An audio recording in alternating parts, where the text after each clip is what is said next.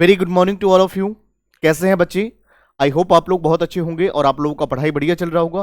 तो जैसे कि अभी तक हम लोगों का क्लास जो चल रहा है मैनेजमेंट प्रिंसिपल एंड एप्लीकेशंस का चल रहा था। तो लास्ट क्लास के अंदर हम लोगों ने सीखा था, उससे आगे आज हम लोग बढ़ेंगे। आइए सबसे पहले एक बार हम लोग समझते हैं कि आज हम लोग क्या कंटेंट कवर करने वाले हैं। तो सबसे पहले बीकॉम सेमेस्टर 1 का रहेगा, यूनिट नंबर 2 लेसन नंबर 7 रहेगा, जहां पर हम लोग बात करेंगे मैनेजमेंट प्रिंसिपल एंड एप्लीकेशंस के। ये आपका सब्जेक्ट है, पार्ट 1 रहेगा। कल की क्लास में हम लोगों ने करा था स्ट्रैटेजिक प्लानिंग क्या होता है। तो आज हम लोग आइए इससे आगे हम लोग डिस्कस करने वाले हैं। एक बार ओवरव्यू लेते हैं कि हम लोग क्या क्या कंटेंट कवर करेंगे। तो सबसे पहले इंट्रोडक्शन टू एनवायरनमेंट क्या होता है उसके बारे में चर्चा करेंगे। फिर उसके बाद नेचर ऑफ एनवायरनमेंट क्या होता है उसके बारे में हम बात करेंगे। फिर कंपोनेंट्स की ओवरव्यू हम लेंगे और उसके बाद एनालिसिस एंड डायग्नोसिस की हम बात करेंगे और उसके बाद कुछ इंपॉर्टेंस ऑफ एनालिसिस की हम बात करेंगे। उसके बाद SWOT शॉर्ट एनालिसिस और इसके क्या बेनिफिट्स हैं उसके बारे में हम लोग चर्चा करेंगे। तो आइए बच्चे एक एक करके हम लोग इसको देखते हैं। तो आइए सबसे पहले अगर बात करें principle of management, principle of management की अगर हम बात करें, यहाँ पर बिजनेस एनवायरनमेंट का आपका चैप्टर है, जहां पर presented by Rakesh sir, commerce classes. आइए बच्चे एक बार हम लोग इस पर चर्चा करते हैं। सबसे पहले इंट्रोडक्शन की बात करते हैं कि बिजनेस एनवायरनमेंट का मतलब होता क्या है। तो business environment refers to the external and internal factors that influence the business operations and decisions strategy. कहने का मतलब बिजनेस एनवायरनमेंट वो एनवायरनमेंट होता है जो चाहे इंटरनली और एक्सटर्नली बिजनेस के एनवायरनमेंट की, बिजनेस की एक्टिविटीज, बिजनेस की फंक्शनिंग को प्रभावित करते हैं बेटा, हम उसको क्या बोलते हैं? Business environment. बिजनेस एनवायरनमेंट की एनवायरनमेंट बोले तो सराउंडिंग होते हैं जो आसपास के, यानी इंटरनली बिजनेस को जो आसपास की जो एनवायरनमेंट है या इंटरनली या एक्सटर्नली वो सारे अफेक्ट करते हैं। और यहां पर चाहे इंटरनली हो चाहे एक्सटर्नली वो फैक्टर्स जो है बिजनेस को इन्फ्लुएंस करते हैं, उसकी ऑपरेशंस को, उसकी एक्टिविटीज को, उसकी फंक्शनिंग को जो अफेक्ट करते हैं बेटा, हम उसको बिजनेस एनवायरनमेंट बोलते हैं। तो आपको समझ में आ गया कि business environment refers to external and internal factors that influence business operations, decisions and strategies. This is called business environment. आइए कुछ हम लोग इसके की एरियाज पे हम फोकस करते हैं। तो business environment sets the context in which the organisation operates. बिल्कुल सही बात है, ऑर्गेनाइजेशन के लिए काम करी जाती है। Understanding these factors to crucial for strategic planning. ये सारे के सारे फैक्टर्स जो बहुत ज़्यादा इंपॉर्टेंट रोल प्ले करते हैं कहाँ पर? जब हम स्ट्रैटेजिक प्लानिंग करते हैं उनके दौरान, और बिजनेस एनवायरनमेंट में ये हेल्प करता है। तो आई होप आपको ये पॉइंट समझ में आ गया होगा। तो चलिए हम लोग आगे बढ़ेंगे और उसके बाद बात करने वाले हैं बच्चे। सबसे पहले हम लोग बात करेंगे नेचर ऑफ बिजनेस एनवायरनमेंट। भाई इसके नेचर क्या है? बिजनेस एनवायरनमेंट का मतलब तो हमें समझ में आ गया।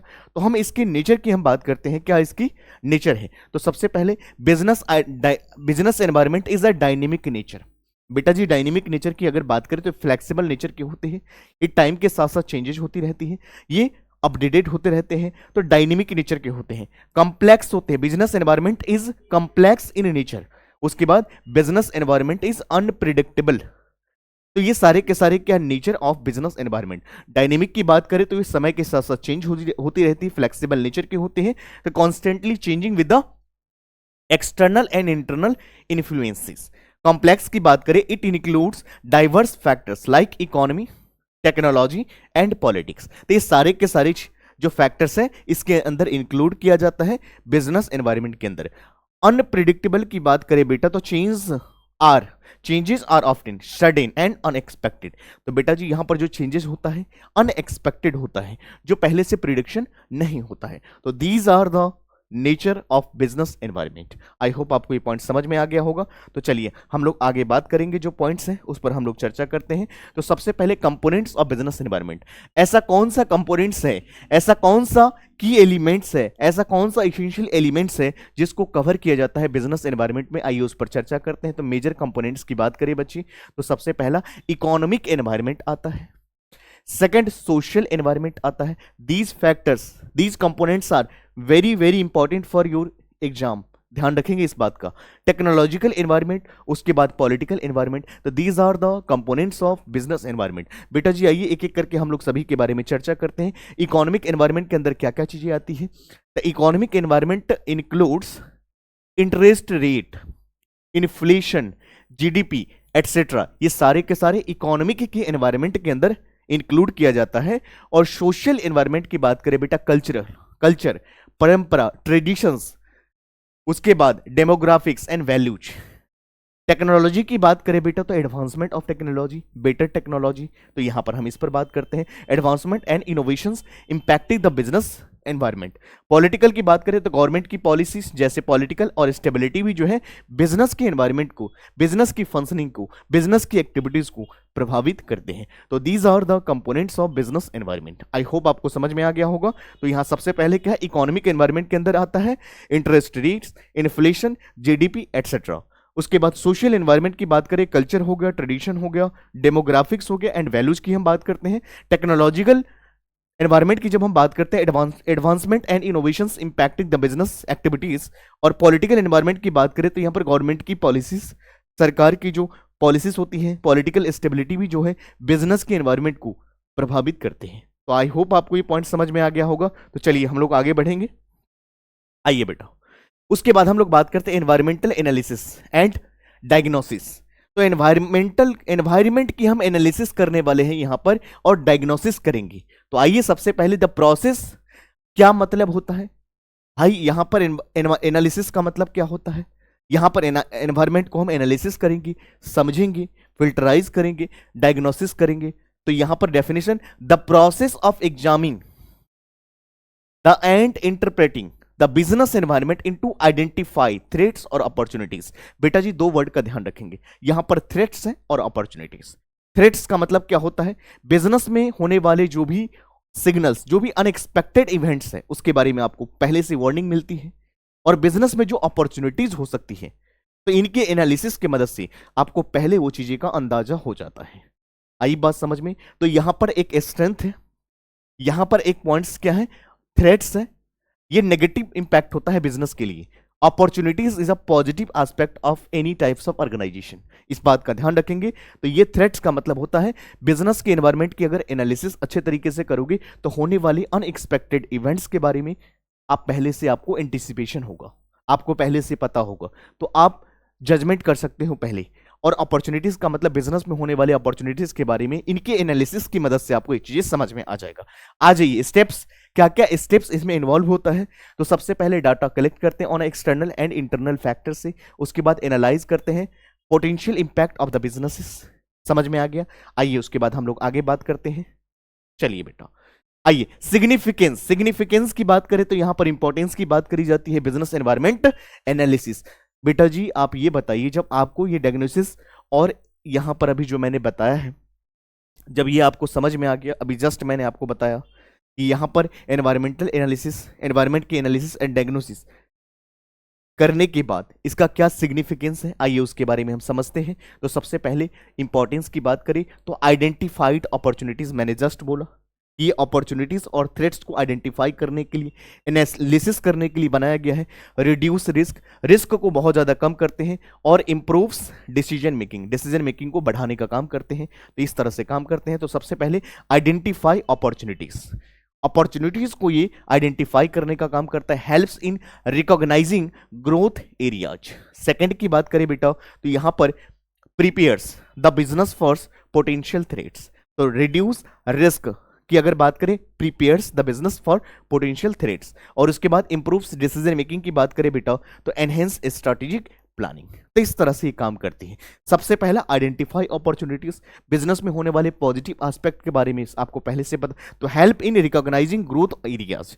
रिड्यूस रिस्क की बात करें, prepare the business for potential threats, जो भी थ्रेट्स होने वाले हैं उसके बारे में आपको कम करते हैं, मिनिमाइज करते हैं। और उसके बाद इंप्रूव्स डिसीजन मेकिंग, आप अगर यहां पर बिजनेस एनवायरनमेंट की एनालिसिस करते हो तो यहां पर आपकी डिसीजन मेकिंग बेहतर होगा और यहां पर एनहेंस स्ट्रैटेजिक प्लानिंग को भी सपोर्ट करती है। आई होप आपको ये पॉइंट समझ में आ गया होगा। तो चलिए हम लोग आगे बढ़ेंगे और बात करते हैं टेक्निक्स ऑफ एनवायरमेंटल एनालिसिस। भाई साहब यहां पर टेक्निक्स क्या है, क्या टेक्निक्स हम अपनाएं। तो यहां पर वेरियस मेथड्स लाइक स्वॉट एनालिसिस, टॉइस हो गया, उसके बाद पेस्टले हो गया एटसेट्रा, ये सारे के सारे मेथड्स हैं जिसके थ्रू हम यूज करके हम समझ सकते हैं एनवायरनमेंट को। आइए क्या होता है, एस फॉर क्या होता है स्ट्रेंथ, डब्ल्यू फॉर वीकनेस, उसके बाद अगर O for opportunities, T for यहां पर थ्रेट्स की हम बात करेंगे। आइए सभी को एक बार हम लोग समझते हैं एक करके। आइए बेटा स्वॉट analysis, SWOT, स्वॉट analysis. Sweat strengths the strength, S for strength, W for weakness, O for opportunities, T for threats. मैंने जस्ट अभी बताया, तो इस तरह से हमें समझना है। आइए बेटा, की एस्पेक्ट क्या है। स्ट्रेंथ की बात करें तो यहां पर internal capability of the business की बात करते हैं। जब वीकनेस की बात करते हैं, एरियाज नीडिंग इंप्रूवमेंट, ऐसा कौन सा एरिया है जहां पर हमें बहुत ज्यादा काम करने की जरूरत है, बहुत ज्यादा इंप्रूवमेंट लाने की जरूरत है, इसके बारे में आपको पहले से बताएगा। अपॉर्चुनिटीज की बात करें बेटा तो यहां पर एक्सटर्नल चेंजेस फॉर ग्रोथ, कैसे हम चीजों को एक्सटर्नल वे में चेंज करें जिससे कि हमारा ऑर्गेनाइजेशन का ग्रोथ हो और हम ऑर्गेनाइजेशन की ग्रोथ की ओर आगे बढ़े। थ्रेट्स की बात करें तो आइए हम लोग potential risk from the environment, क्या क्या पोटेंशियल रिस्क हो सकते हैं जिसे हमें एनालिसिस करने की रिक्वायरमेंट है। इस तरह से हमें शॉर्ट एनालिसिस की मदद से समझना होता है बिजनेस के एनवायरमेंट को। आई होप आपको समझ में आ गया होगा। तो चलिए हम लोग आगे बढ़ेंगे। आइए, how to use SWOT analysis, आइए कैसे हम इसका यूज करते हैं। तो हम लोग स्टेप्स की बात करते हैं, क्या इसका प्रोसेस होता है, क्या इसका चरण होता है। आइए, तो सबसे पहले identify strengths and weakness within the business. यहां पर आइडेंटिफाई करना है कि strength and weakness within the business.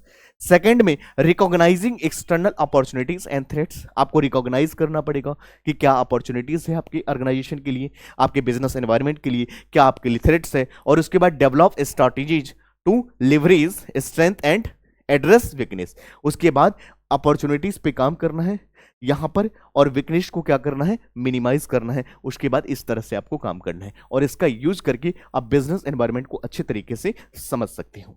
चलिए, उसके बाद अगर बात करें बेटा, आइए बेटा, बेनिफिट्स क्या है शॉर्ट एनालिसिस की, क्या बेनिफिट्स है। तो आइए सबसे पहले की एडवांटेजेस की बात करें। Provides clear strategies road map, एक सही तरीके से आपको रोड मैप प्रोवाइड करने का काम ये करते हैं। Provides a clear strategies road map. उसके बाद helps in better decision making, और उसके बाद identifies gaps and improvement area. तो यहां पर आइडेंटिफाई करते हैं गैप्स एंड इंप्रूवमेंट्स एरिया। तो इस तरह से ये सारे के सारे बेनिफिट्स हैं। अगर शॉर्ट एनालिसिस की मदद से आपको बेहतर तरीके से ये प्रोवाइड करती है स्ट्रैटेजीज फॉर रोड मैप, आपको एक रास्ता दिखाता है, एक सही तरीका दिखाता है। तो provides a clear strategies road map. Second, helps in a better decision making. अगर शॉर्ट एनालिसिस को करते हो, अगर समझते हो, तो आपके बिजनेस के एनवायरनमेंट को समझना आपके लिए बहुत ज्यादा इजी हो जाता है। तो helps in better decision making. उसके बाद identified the gap and improvement area. तो यहां पर आप इंप्रूवमेंट एरिया पे ज्यादा फोकस करते हो with the help of short analysis. I hope आपको समझ में आ गया होगा। तो चलिए बेटा, हम लोग आज की क्लास पार्ट 1 को अगर रिकैप करें, बिजनेस एनवायरनमेंट के अंदर हम लोगों ने क्या समझा, तो आइए एक बार हम लोग इसको रिकैप इसलिए कराते हैं ताकि अभी तक हमने जो पढ़ा सभी चीजों को कस्टमाइज तरीके से हम समझ पाए। आइए डेफिनेशन की बात करते हैं। Business environment includes all external and internal factors impacting business operations. Nature की बात करें बेटा यहां पर, तो business environment is a dynamic in nature, business environment is a complex in nature, business environment is a unpredictable. उसके बाद components की बात करें, इंक्लूड करा जाता है economic, social, technological, political environment. उसके बाद एनालिसिस की बात करें, a process to identify threats and opportunities. Importance की बात करें, helps recognising growth areas and reduce the risk. यहां पर हेल्प किया जाता है ताकि हम रिकॉग्नाइज कर सके ग्रोथ एरियाज को एंड रिस्क को हम रिड्यूस कर सके। टेक्निक्स की बात करें, शॉर्ट एनालिसिस है, ट्वाइस है, एंड पेस्टली एरियाज जो मेथड्स है उसके थ्रू हम समझ पाएंगे किसको, बिजनेस एनवायरनमेंट। शॉर्ट एनालिसिस की बात करें बेटा, S for strength, W for weakness, O for opportunities, T for threats की बात करते हैं। फिर इसका बेनिफिट क्या है, provide strategies, clarity, improvements, decision making. तो इस तरह से सभी चीजों को हमने पार्ट 1 के अंदर समझा बेटा जी। सेकंड पार्ट अभी इसका बाकी है, सेकंड पार्ट के अंदर हम लोग मिलते हैं और इसको वाइंड अप करते हैं, कंप्लीट करते हैं। यहां तक आप लोगों से रिक्वेस्ट है, इसको पढ़ाई करें और जितना हो, और इसके पीपीटी के लिए, डेली नोट्स के लिए हमारे टेलीग्राम को लिंक को ज्वाइन करें। उसमें डेली बेसिस पे आपको नोट्स मिलती रहेंगी और यहाँ पर आप लोग पढ़ाई करेंगे। जो भी आपका सवाल होगा आप कमेंट सेक्शन में जरूर बताएंगे। बाकी मिलते हैं अगले क्लास में अगले पार्ट के साथ। Thank you so much, take care, love you all.